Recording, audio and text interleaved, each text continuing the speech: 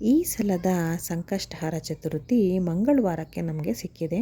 ಮಂಗಳವಾರ ಸಂಕಷ್ಟಹಾರ ಚತುರ್ಥಿ ಅಂತ ಹೇಳಿದ್ರೆ ಅದನ್ನು ಅಂಗಾರಕ ಸಂಕಷ್ಟಿ ಅಂತ ಹೇಳಲಾಗುತ್ತೆ. ಇದು ಬಹಳ ಶ್ರೇಷ್ಠವಾದ ಸಂಕಷ್ಟಿ. ಹಾಗೆ ಮೊದಲನೇ ಸತಿ ಸಂಕಷ್ಟಹಾರ ಚತುರ್ಥಿ ವ್ರತವನ್ನು ಶುರು ಮಾಡೋರಿಗೆ ಇದು ಹೇಳಿ ಮಾಡಿಸಿರೋ ಅಂಥ ದಿನ ಅಂತಲೇ ಹೇಳ್ಬೋದು. ಅಷ್ಟೊಂದು ಶ್ರೇಷ್ಠವಾದ ದಿನ ಇದು. ಹಾಗೆ ಈ ಸತಿ ಕಾರ್ತಿಕ ಮಾಸದಲ್ಲಿ ಅಂಗಾರಕ ಸಂಕಷ್ಟಿ ದಿನ ಸಿಕ್ಕಿರೋದಂತೂ ಬಹಳ ಉತ್ತಮವಾಗಿದೆ ಅಂತ ಹೇಳ್ಬೋದು. ಕೆಲವರು ಇವತ್ತು ಸಂಕಷ್ಟ ಚತುರ್ಥಿನ ಮಾಡ್ತಾ ಇದ್ದಾರೆ, ಅಂದರೆ ಸೋಮವಾರ 18ನೇ ತಾರೀಕು ಸಂಜೆ.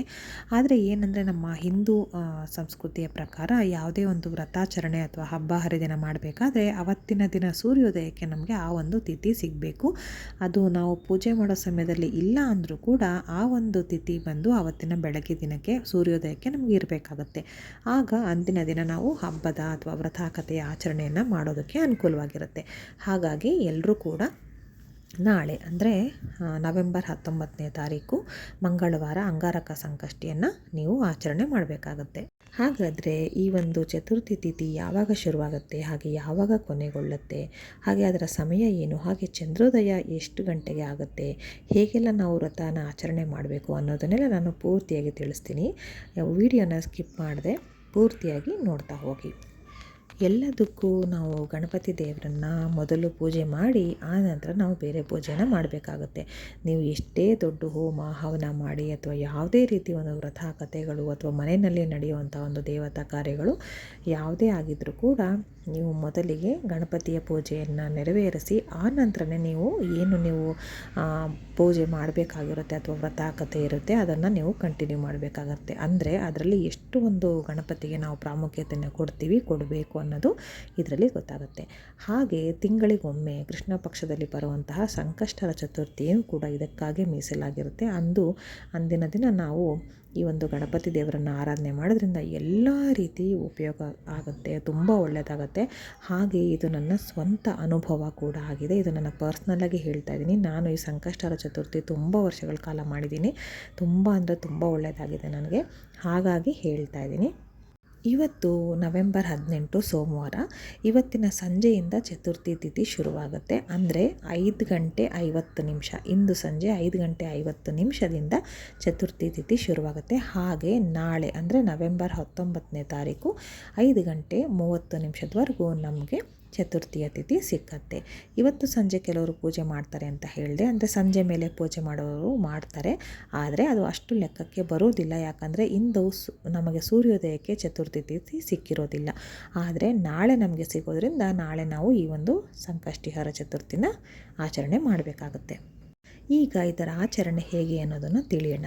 ಹಾಗೆ ನಿಮಗೆ ಅಂಗಾರಕ ಸಂಕಷ್ಟಿಯ ಒಂದು ಮುಖ್ಯವಾದ ಒಂದು ವಿಷಯ ಹೇಳೋದೇ ಮರೆತೆ. ಅದೇನಂತ ಹೇಳಿದ್ರೆ, ಈಗ ಸಂಕಷ್ಟಹರ ಚತುರ್ಥಿ ಪ್ರತಿ ತಿಂಗಳು ಏನು ಬರುತ್ತೆ ಆ ದಿನ ಎಲ್ಲರೂ ಕೂಡ ಅದನ್ನು ಆಚರಣೆ ಮಾಡೋದಕ್ಕಾಗೋದಿಲ್ಲ. ಏನೋ ಒಂದು ಮೈಲಿಗೆ ದಿನಗಳಿರ್ಬೋದು ಅಥವಾ ಅವರು ಕೆಲಸಕ್ಕೆ ಹೋಗೋರಾಗಿರ್ಬೋದು, ಬರೋದು ಲೇಟ್ ಆಗ್ಬೋದು, ಹೀಗೆ ಸಮಯ ಸಿಗದೇ ಇರ್ಬೋದು. ಆದರೆ ವರ್ಷದಲ್ಲಿ ಒಮ್ಮೆ ಆದರೂ ಈ ಅಂಗಾರಕ ಸಂಕಷ್ಟಿ ಖಂಡಿತ ಬಂದೇ ಬರುತ್ತೆ. ಅಂದಿನ ದಿನ ಈ ಒಂದು ಆಚರಣೆ ಮಾಡಿದ್ರೆ ವರ್ಷ ಪೂರ್ತಿ ನೀವು ಸಂಕಷ್ಟಹರ ಚತುರ್ಥಿನ ಆಚರಣೆ ಮಾಡಿದಷ್ಟು ಫಲ ನಮಗೆ ಸಿಗುತ್ತೆ ಅಂತ ಹೇಳ್ತಾರೆ. ಹಾಗಾಗಿ ನೀವು ವ್ರತ ಮಾಡದೇ ಇರೋರಾದರೂ ಕೂಡ ನಾಳೆ ಅಂಗಾರಕ ಸಂಕಷ್ಟಿನ ಮಾಡಿ ಎಲ್ಲರಿಗೂ ಒಳ್ಳೆಯದಾಗಲಿ. ಇನ್ನು ನಾಳೆ ಬೆಳಗ್ಗೆ ಅಂದರೆ ಮಂಗಳವಾರ ನವೆಂಬರ್ 19ರ ಬೆಳಗ್ಗೆ ಬೇಗನೆ ಎದ್ದು ನೀವು ಹೊಸಲನ್ನು ತೊಳೆದು ರಂಗೋಲಿ ಹಾಕಿ, ಮುಂದೆ ಬಾಗಿಲಿಗೆ ನೀರು ಹಾಕಿ ರಂಗೋಲಿನೆಲ್ಲ ಹಾಕಿ, ಹೊಸಲಿಗೆ ಅರಿಶಿನ ಕುಂಕುಮ ಹಾಕಿ ಹೂವನ್ನು ಇಟ್ಟು ಆನಂತರ ತುಳಸಿ ಪೂಜೆಯನ್ನು ಮಾಡಿ ಮನೆ ದೇವರ ಪೂಜೆಯನ್ನು ಮೊದಲಿಗೆ ಮಾಡ್ಕೋಬೇಕಾಗತ್ತೆ. ಈ ಒಂದು ಕೆಲಸ ನೀವು ಯಾವುದೇ ವ್ರತಕತೆ ಮಾಡಿದ್ರೂ ಮೊದಲಿಗೆ ಮಾಡಬೇಕಾಗತ್ತೆ. ಇದನ್ನೆಲ್ಲವನ್ನು ಬಿಟ್ಟು ನಾವು ನೇರವಾಗಿ ಅವತ್ತಿನ ವಿಶೇಷತೆಯ ಪೂಜೆ ಮಾಡ್ತೀನಿ ಅಂದರೆ ಆಗೋದಿಲ್ಲ. ಹಾಗಾಗಿ ಸೂರ್ಯೋದಯಕ್ಕೂ ಮೊದಲು ಎದ್ದು ಅಥವಾ ಸೂರ್ಯೋದಯ ಸಮಯದಲ್ಲಾದರೂ ಎದ್ದು ಈ ಒಂದು ಕೆಲಸಗಳನ್ನ ಮಾಡಬೇಕಾಗತ್ತೆ. ನೀವು ಮೊದಲಿಗೆ ಗಣಪತಿ ಪೂಜೆ ಮಾಡಬೇಕು ಅಂದಾಗ ಸಂಕಷ್ಟಹರ ಚತುರ್ಥಿ ಅಂತ ಒಂದು ಪುಸ್ತಕ ಸಿಕ್ಕತ್ತೆ. ಅದು ಎಲ್ಲ ಅಂಗಡಿಗಳಲ್ಲೂ ಬುಕ್ ಸ್ಟೋರಲ್ಲೂ ಸಾಮಾನ್ಯವಾಗಿ ಸಿಕ್ಕತ್ತೆ. ಅದನ್ನು ನೀವು ರೆಡಿ ಇಟ್ಕೊಳ್ಳಿ, ತೊಗೊಂಡು ಬಂದು ಅದರಲ್ಲೇ ಎಲ್ಲ ಮಂತ್ರಗಳು ಅಥವಾ ಏನು ವಿಧಿವಿಧಾನ ಎಲ್ಲ ತಿಳಿಸಿರ್ತಾರೆ.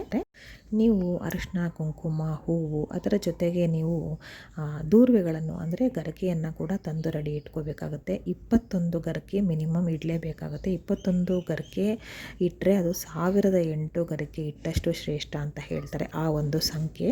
ಹಾಗಾಗಿ 21 ಗರಿಕೆಯನ್ನು ಕಟ್ಟಿ ರೆಡಿ ಮಾಡಿ ಇಟ್ಕೊಳ್ಳಿ. ಆ ನಂತರ ಇನ್ನು ಹೂವು ನೈವೇದ್ಯಕ್ಕೆಲ್ಲ ಏನೇನು ಬೇಕಂತ ಹೇಳ್ತಾ ಹೋಗ್ತೀನಿ. ಈ ರೀತಿ ಗಣಪತಿಗೆ ಎಲ್ಲವನ್ನು ನೀವು ರೆಡಿ ಮಾಡ್ಕೊಳ್ಳಿ. ಫೋಟೋಗಾದರೂ ಪೂಜೆ ಮಾಡಿ ಅಥವಾ ವಿಗ್ರಹಕ್ಕಾದರೂ ಪೂಜೆ ಮಾಡಿ. ಹಾಗೆ ನೀವು ನೈವೇದ್ಯಕ್ಕೆ ಅಂತ ಅಂದರೆ ಅಥವಾ ಯಾವ ಹೂವನ್ನು ಅರ್ಪಿಸಬೇಕು ಅದನ್ನೆಲ್ಲವನ್ನು ನಾನು ಪೂರ್ತಿಯಾಗಿ ಈಗ ಹೇಳ್ತಾ ಹೋಗ್ತೀನಿ. ನೀವು ನೋಟ್ ಡೌನ್ ಮಾಡಿಕೊಂಡು ಅದನ್ನು ನೀವು ತಯಾರು ಮಾಡಿ ಇಟ್ಕೋಬೇಕಾಗುತ್ತೆ. ಗಣಪನಿಗೆ ಅರ್ಪಿಸೋದಕ್ಕೆ ಅಂತ ಯಾವುದಾದ್ರೂ ಕೆಂಪು ಹೂಗಳನ್ನ ತರಿಸಿಟ್ಕೊಳ್ಳಿ ಅಥವಾ ನಿಮ್ಮ ಕೈ ತೋಟದಲ್ಲಿದ್ದರೆ ಕಿತ್ತಿಟ್ಕೊಳ್ಳಿ. ಗಣಪನಿಗೆ ಕೆಂಪು ಹೂ ಬಹಳನೇ ಶ್ರೇಷ್ಠ. ಅದು ಕೆಂಪು ಸೇವಂತಿ ಆಗಿರ್ಬೋದು, ಕೆಂಪು ತುಂಬೆ ಆಗಿರ್ಬೋದು ಅಥವಾ ಕೆಂಪು ದಾಸವಾಳ ಆಗಿರ್ಬೋದು. ಯಾವುದೇ ರೀತಿ ಕೆಂಪು ಬಣ್ಣದ ಹೂವನ್ನು ನೀವು ಗಣಪತಿಗೆ ಏರಿಸೋದ್ರಿಂದ ನಮ್ಮ ಇಷ್ಟಾರ್ಥ ಈಡೇರುತ್ತೆ ಅಂತ ಹೇಳ್ತಾರೆ. ಹಾಗಾಗಿ ಕೆಂಪು ಬಣ್ಣದ ಹೂವನ್ನು ನೀವು ಗಣಪತಿಗೆ ಏರಿಸೋದಕ್ಕೆ ಇಟ್ಕೊಳ್ಳಿ. ಹಾಗೆ ನಾನು ಆಗಲೇ ಹೇಳ್ದಂಗೆ ಗರಿಕೆ ಅಥವಾ ದೂರ್ವೆನ ಕೂಡ ರೆಡಿ ಮಾಡಿ ಇಟ್ಕೊಳ್ಳಿ. 21 ಗರಿಕೆಗಳ ಸಂಖ್ಯೆನಲ್ಲಿ ಲೆಕ್ಕ ಹಾಕಿ ಗಂಟು ಮಾಡಿ ಇಟ್ಕೊಳ್ಳಿ. ಹಾಗೆ ಅದರಿಂದ ಹಾರ ಕೂಡ ನೀವು ತಯಾರು ಮಾಡ್ಬೋದು. ಯಾವುದೇ ರೀತಿ ನೀವು ಕ್ರಿಯೇಟಿವ್ ಆಗಿ ಯೋಚನೆ ಮಾಡಿ ಅದನ್ನು ಕೂಡ ನೀವು ತಯಾರು ಮಾಡಿಡ್ಬೋದು. ಹಾಗೆ ನೈವೇದ್ಯದ ವಿಚಾರ ಅಂತ ಬಂದರೆ ಕರ್ಜಿಕಾಯಿ, ಕೆಲವ್ರ ಮನೆಯಲ್ಲಿ ಕರ್ಜಿಕಾಯಿ ಮಾಡಿ ಗಣಪತಿಗೆ ಒಂದು ಅರ್ಪಿಸುವಂಥ ಪದ್ಧತಿ ಇರುತ್ತೆ. ಅದನ್ನು ನೀವು ಮಾಡ್ಬೋದು. ಅದರಲ್ಲೂ ವಿಧವಾದ ಒಂದು ಕರ್ಜಿಕಾಯಿ ಮಾಡೋ ಒಂದು ರೀತಿಗಳಿರುತ್ತೆ. ಕೆಲವ್ರ ಮನೇಲಿ ಕೊಬ್ಬರಿ, ಸಕ್ಕರೆ ಪುಡಿ, ಹಾಗೆ ಕೆಲವರು ಹೂರಣ, ಕಾಯಿ, ಬೆಲ್ಲ ಹೀಗೆ ನಿಮ್ಮ ಪದ್ಧತಿ ಪ್ರಕಾರ ಮಾಡ್ಕೊಳ್ಳಿ. ಅಥವಾ ನೀವು ಬೂಂದಿ ಲಾಡುಗಳು, ಲಡ್ಡುಗಳು ಅಂತ ಏನು ಹೇಳ್ತಾರೆ ಅದನ್ನು ಕೂಡ ಮಾಡ್ಬೋದು. ಅದು ಕೂಡ ಗಣಪನಿಗೆ ಬಹಳನೇ ಪ್ರಿಯವಾದ ಒಂದು ನೈವೇದ್ಯ ಅಂತ ಹೇಳಲಾಗುತ್ತೆ. ಅದನ್ನು ಕೂಡ ನೀವು ಮಾಡಿ ತಯಾರಿಟ್ಕೊಳ್ಳಿ. ಶುದ್ಧವಾಗಿ ಮಾಡಿದ್ನಲ್ಲಿ ಮಾಡಿ. ಅದಾದ ನಂತರ ಇನ್ನೂ ಒಂದು ನೈವೇದ್ಯ ಅಂತ ಹೇಳಿದ್ರೆ ಖಾರದ ಪದಾರ್ಥಗಳು ಒಂದು ಅಂದರೆ ಕಡಲೆಕಾಳು ಉಸ್ಲಿ ಅಂದರೆ ತುಂಬಾ ಪ್ರೀತಿ ಗಣಪತಿಗೆ. ಅದರಲ್ಲೂ ಕಡಲೆಕಾಳು, ಕಪ್ಪು ಕಡಲೆಕಾಳು ಹಾಕಿ ಮಾಡೋದು ತುಂಬಾ ಪ್ರೀತಿ. ಹಾಗೆ ಸಿಹಿ ಅವಲಕ್ಕಿನ ಕೂಡ ನೀವು ನೈವೇದ್ಯಕ್ಕೆ ತಯಾರು ಮಾಡಿ ಇಡ್ಬೋದಾಗುತ್ತೆ. ನಿಮಗೆ ಏನಾಗಿಲ್ಲ ಅಂದರೆ ಸಿಹಿ ಅವಲಕ್ಕಿ ಮಾಡ್ಕೊಳ್ಳಿ. ಬಹಳ ಸುಲಭವಾಗಿ ತಯಾರು ಮಾಡ್ಬೋದಂತಹ ಇದು ನೈವೇದ್ಯ.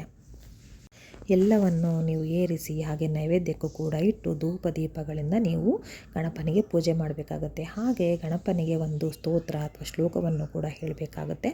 ಅದು ನಿಮಗೆ ಸಾಮಾನ್ಯವಾಗಿ ಪುಟ್ಟ ಸಾಲುಗಳಲ್ಲಿರೋದೆಲ್ಲ ನಿಮಗೆ ಗೊತ್ತಿರುತ್ತೆ. ಬೆನಕ ಬೆನಕ ಏಕದಂತ ಇರಬಹುದು, ಶುಕ್ಲಾಂಬರದನಂ ಇರಬಹುದು, ಅಥವಾ ಓಂ ಗಂಗಣಪತಿ ನಮಃ ಅದು ಇರ್ಬೋದು. ಅಥವಾ ಸಂಕಷ್ಟಹಾರ ಚತುರ್ಥಿನಲ್ಲೇ ಒಂದು ಶ್ಲೋಕ ಇರುತ್ತೆ ಗಣಪತಿಗೆ ಹೇಳುವಂಥದ್ದು.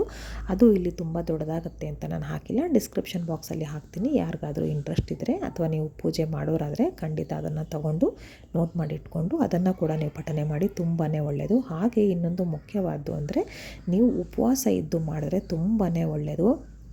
ಉಪವಾಸ ಇರೋದಕ್ಕಾಗಲ್ಲ ಅನ್ನೋರು ಹಣ್ಣು ಹಂಪಲು ಅಥವಾ ಹಾಲನ್ನು ಕೂಡ ತಗೊಂಡು ಇರಬಹುದು.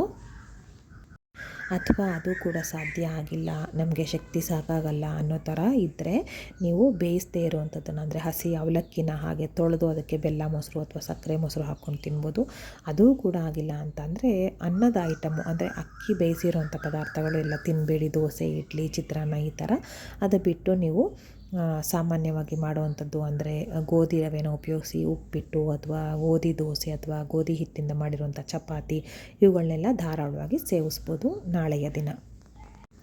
ಹಾಗೆ ನೀವು ಉಪವಾಸದ ವಿಷಯ ಅಂತ ಹೇಳಿದೆ. ಇನ್ನು ಕೆಲವರಿಗೆ ಆರೋಗ್ಯದ ಸಮಸ್ಯೆ ಇದ್ದವರು ಖಂಡಿತ ಇದನ್ನು ಮಾಡೋದಕ್ಕೆ ಹೋಗಬೇಡಿ. ಆದರೆ ಈಗ ನೀವು ಚಪಾತಿ ಅಥವಾ ಗೋಧಿ ದೋಸೆನೆಲ್ಲ ತಿಂದ್ಕೊಂಡು ಸಹಿತ ನೀವು ನಿಮ್ಮ ಎನರ್ಜಿ ಇರುತ್ತೆ, ನೀವು ಪೂಜೆನ ಮಾಡ್ಬೋದು.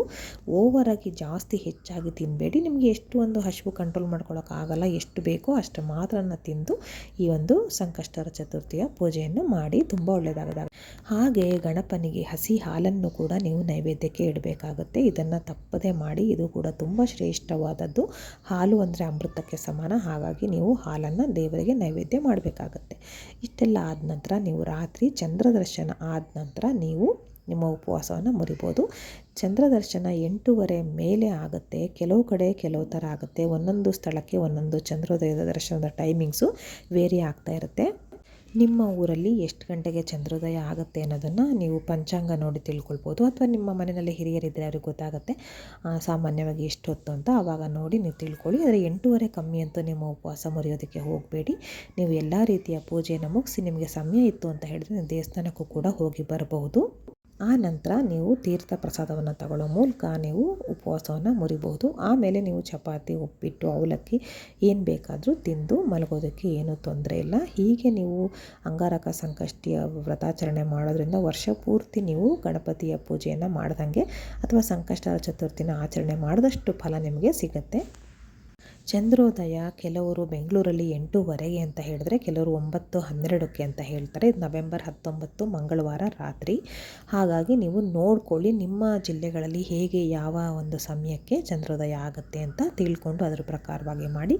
ಇಲ್ಲ ನಿಮ್ಮ ಮನೆಯ ಸುತ್ತಮುತ್ತ ಅಕ್ಕಪಕ್ಕ ದೇವಸ್ಥಾನಗಳಿದ್ರೆ ಅಲ್ಲಿ ಸಂಕಷ್ಟರ ಚತುರ್ಥಿ ಮಾಡೋ ಥರ ಇದ್ದರೆ ಅಲ್ಲಿ ಕೂಡ ಇದನ್ನು ಹಾಕಿರ್ತಾರೆ, ಎಷ್ಟು ಗಂಟೆಗೆ ಚಂದ್ರೋದಯ ಅಂತ.